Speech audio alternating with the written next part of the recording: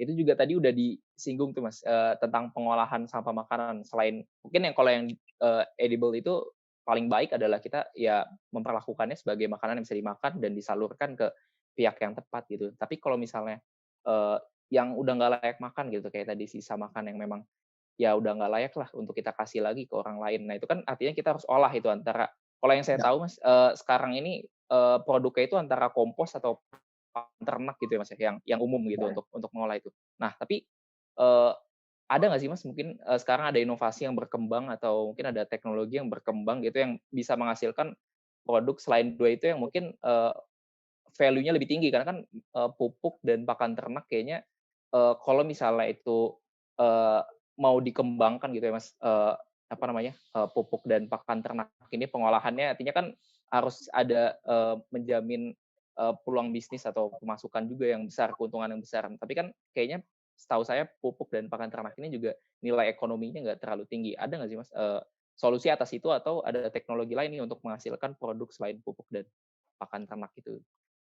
Ya, yang pertama memang, kita harus berdasarkan hierarki atau prioritas urutan. Pertama kita sebisa mungkin kurangin sampah ya dengan, mendesain proses kita pada saat memproduksi makanan, memproses makanan, kalau mau masak itu dipikirin gitu ya, seperti Mhm. apa, bagaimana sehingga kita sisa-sisa proses pada saat di dapur itu sedikit dan kemudian juga, porsinya tepat sehingga habis makanannya. Mhm. Nah, itu harus diutamakan. Kedua, kalau udah jadi sisa makanan sama, makanan yang sisa ini itu mengandung banyak banget, sumber daya dan potensial. Ada karbohidrat, ada protein, banyak banget gitu ya. Mmm. Sehingga ini harus diutamakan juga ke sumber-sumber yang membutuhkan protein itu.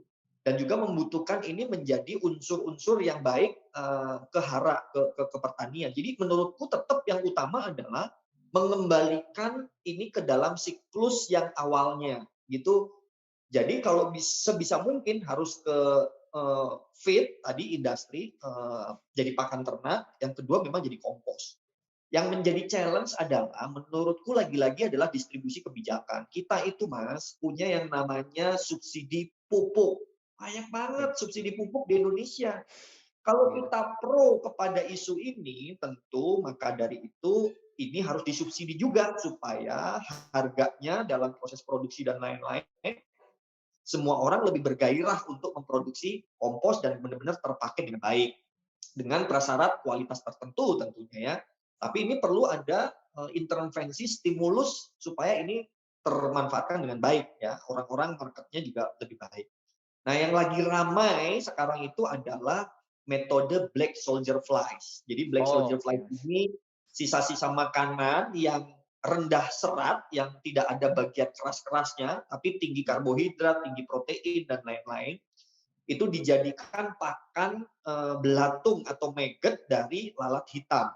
Lalat ini Mmm. bukan vektor penyakit, dia lalat yang memang benar-benar berproses siklus hidupnya pendek sekali, dan kemudian belatungnya pada saat sudah gemuk, itu akan dipanen dan dia memiliki protein yang tinggi sekali untuk kemudian menjadi pakan ternak tadi. Nah ini speed-nya lebih cepat dibanding pengomposan dan Mhm. value-nya juga lebih tinggi. Nah, Oh, untuk yang lain-lain, teknologi ada banyak, ada biodigester lah, ya, ada ya macam-macam lah, sehingga kita memanfaatkan gasnya, panen gasnya, dan lain-lain sebenarnya. Jadi kalau saya melihat bukan pada teknologi masalahnya, tetapi pada aspek tata kelola. Bagaimana kita mendesain dan mendorong ekosistemnya jadi kondusif.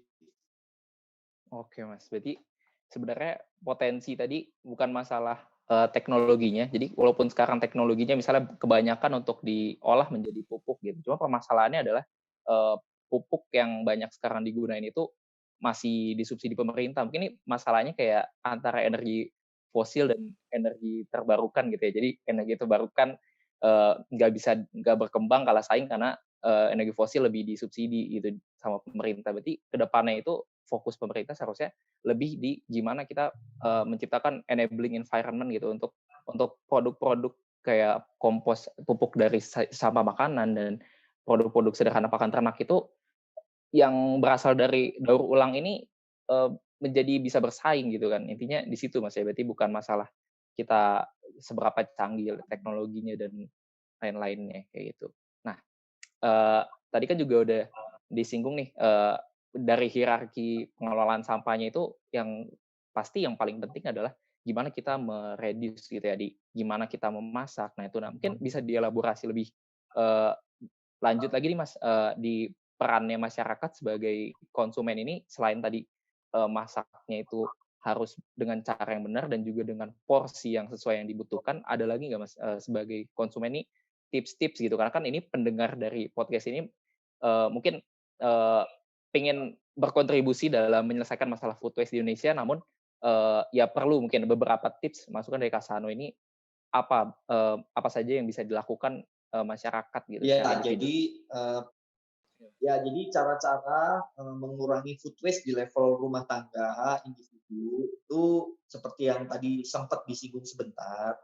Kira-kira dimulai dari merencanakan belanja makanan. Jadi sebelum kita belanja makanan, kita cek dulu kebutuhannya selama 1 bulan ini, selama 1 minggu misalkan, cek dulu di lemari es apakah masih banyak makanan-makanan yang kita punya dan belum kita manfaatkan gitu. Jadi kita harus betul-betul membuat perencanaan, ngecek stok yang dimiliki, catat kuantitas yang diperlukan untuk kita mengkonsumsi selama jangka waktu tertentu. Dan kemudian membeli hanya yang dibutuhkan, bukan yang diinginkan. Nah, kalau kita udah diinginkan itu udah pasti memiliki potensi berlebih dan boros karena kita nggak pernah bisa mengikuti keinginan gitu. Jadi Iya, kita betul. harus sadar kita mengikuti kebutuhan. Kedua adalah teknik menyimpan makanan. Jadi gimana menyimpan makanan supaya lebih awet? Tipsnya ada banyak. Zaman sekarang ada banyak di internet, info-info bisa diikuti. Misalkan harus kedap air atau justru harus kena air supaya sayurannya usianya lebih panjang, kemudian lebih seger gitu ya. Jadi ada banyak tipsnya sehingga kita menyimpan makanan ini usianya lebih panjang dan tidak mubazir, benar-benar kita manfaatkan. Yang ketiga adalah persiapan makanan. Jadi kita harus benar-benar tahu gitu kalau kita yang makan hari ini cuma 2 ya masaknya untuk 2 orang. Kalau kita hari ini yang di rumah lagi ada 5 orang ya masaknya untuk 5 orang. Jadi kita betul-betul sebenarnya menyesuaikan nih persiapan yang akan kita makan dan kalaupun ada sisa makanan dan ternyata itu masih dalam kondisi baik ya kita simpan, kita masukin freezer, bisa kita makan lagi di sesi makan periode berikutnya. Jadi ini proses-proses ini perlu dilakukan dan yang terakhir adalah penghematan ya sebisa Mmm, mungkin kita melakukan penghematan ya apa-apa jadi tidak berlebihan. Ini adalah strategi-strategi untuk mengurangi sampah di level rumah tangga. Kalau terjadi sampah ya macam-macam. Kita pilah yang masih layak dan kita udah nggak mau makan ya kita bisa donasikan. Berikutnya kita bisa memanfaatkannya menjadi pengomposan di rumah kita. Dan kalau kita punya ternak atau memelihara kelinci gitu ya. Memelihara kelinci ini lumayan nih bisa menghabiskan sisa-sisa sayur gitu ya, sisa-sisa oh, wortel, sisa-sisa sayur yang bonggol-bonggol yang biasanya kita nggak makan ya ini iya Mas. kasih ke kelinci dan lain-lain. Jadi banyak strateginya asalkan kita mau niat dan cari tahu. Oke Mas. Nah, eee, tadi kan salah satu poin pentingnya juga gimana kita mengurangi konsumsi nih Mas. Cuma, eee, kalau misalnya ini diterapkan gitu Mas secara luas, masyarakat, mengurangi konsumsi gitu ya, mengurangi belanjanya juga kan artinya.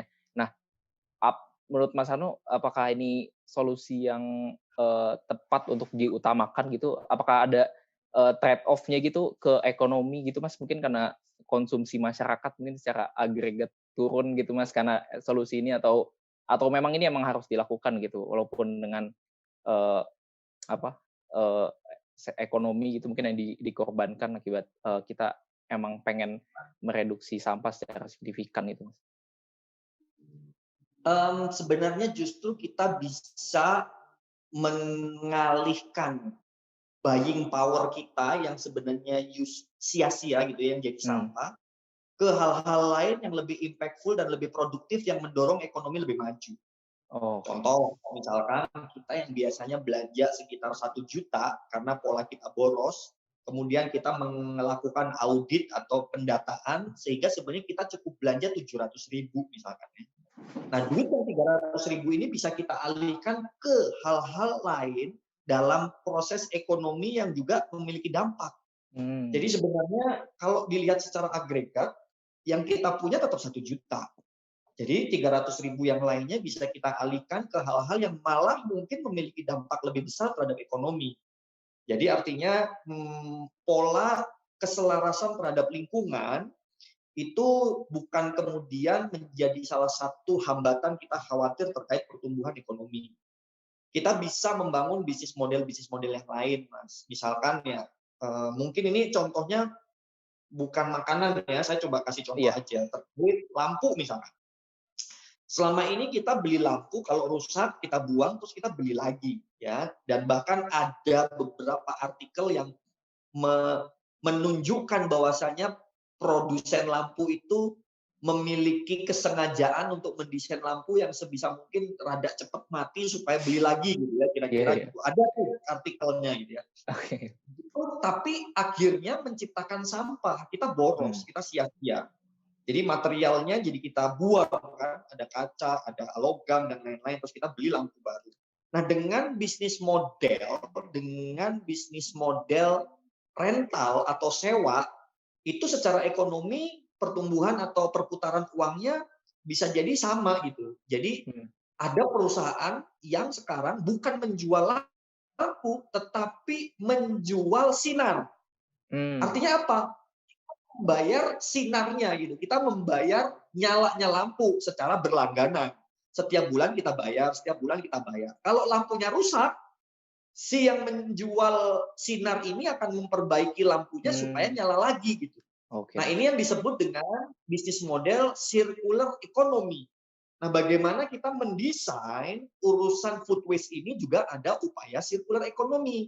Jadi, circular economy itu tetap kita mengupayakan adanya inovasi-inovasi pertumbuhan ekonomi dan sebisa mungkin kita juga efisien dalam sumber daya sehingga kita tidak terlalu merusak lingkungan.